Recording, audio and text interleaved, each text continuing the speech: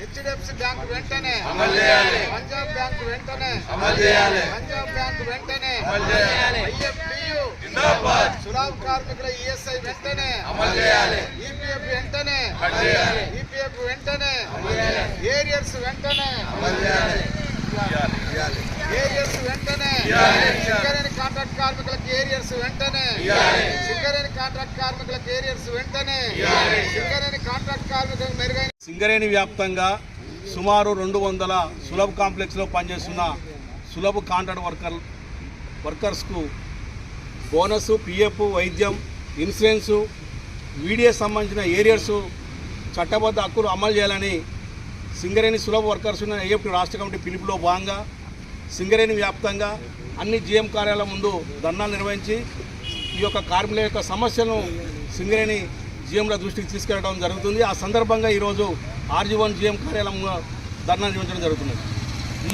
ఈ విషయాన్ని మరి సింగరేణి వ్యాప్తంగా ఇస్తున్న పిలుపును అదేవిధంగా జూన్ 5వ తేదీన కొత్తగూడెం హెడ్ ఆఫీస్ ముంగట కూడా భారీ ధర్నా చేపట్టడం జరిగింది. ఈ ధర్నాను సింగరేణిలో ఉన్నటువంటి సులభ వర్కర్లు అందరూ కూడా ఈ ధర్నాకు పాల్గొని విజయవంతం చేయాలని ఈ సందర్భంగా కోరుతున్నాం. ప్రధానంగా సింగరేణి యాజమాన్యం మరి ఒక్కొక్క సులభకు 25,000 రూపాయలు చెల్లిస్తుంటే కానీ సులభ ఇంటర్నేషనల్ సంస్థ స్వచ్ఛంద సంస్థ పేరు మీద ఈ కార్మికులకు 15,000 రూపాయలు మాత్రమే ఇస్తున్నది.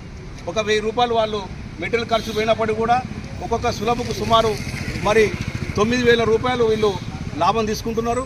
ఈ విధంగా దోపిడీ చేస్తున్నారు. 30% సింగరేణిలో సివిల్ డిపార్ట్మెంట్లో, పర్చేజ్ డిపార్ట్మెంట్లో, టెండర్లో కాంట్రాక్ట్ 10% ఇస్తే వీళ్ళకి 30% మరి బెనిఫిట్ ఇస్తున్నప్పటికీ కూడా మరి యొక్క కార్మికులను ఇంకా దోసుకోవడం జరుగుతున్నది. కాబట్టి కొంతమంది అధికారుల చేతులు ఈ యొక్క సులభ్ ఇంటర్నేషనల్ సంస్థతో కలిపి ఈ యొక్క కార్మికులను దోసుకోవడం జరుగుతుంది. కాబట్టి దీన్ని వెంటనే పరిశీలన చేసి ఈ యొక్క కార్మికులకు కావాల్సిన మరి చట్టబద్ధ హక్కులు సౌకర్యాలు అమలు చేస్తూ అదేవిధంగా ఈ కార్మికులు 30 రోజులు అక్కడనే కాంప్లెక్స్లో ఉంటారు, అక్కడ ఇల్లులో అదేవిధంగా అక్కడనే పనిచేస్తుంటారు. కానీ వీళ్ళకి ఇచ్చే జీతం మాత్రం 26 రోజులు మాత్రమే. కాబట్టి ఇలాంటి మోసపూరితమైన దగ అయిన విషయాలను కూడా సింగరేణి యాజమాన్యం పరిశీలించాలి. ఈ కార్మికులకు న్యాయమైన రావాల్సిన చట్టబద్ధ హక్కులు ఇవ్వాలని ఈ సందర్భంగా డిమాండ్ చేస్తున్నాం. అదేవిధంగా 5వ తారీఖు ధర్నాను విజయవంతం చేయాలి.